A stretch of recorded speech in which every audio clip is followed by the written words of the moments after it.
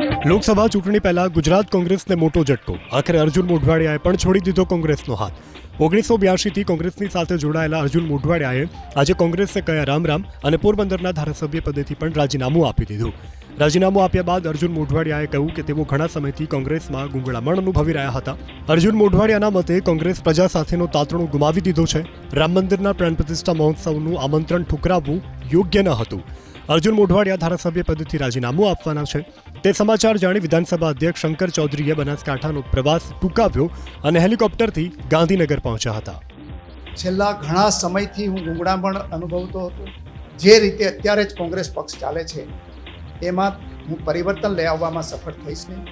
એ કારણોસર મેં આજે કોંગ્રેસ પક્ષના પ્રાથમિક સભ્ય પદેથી અને જે પક્ષના નિશાન ઉપર હું ચૂંટણી જીતેલો એ વિધાનસભાના સભ્ય તરીકે પણ રાજીનામું આપ્યું.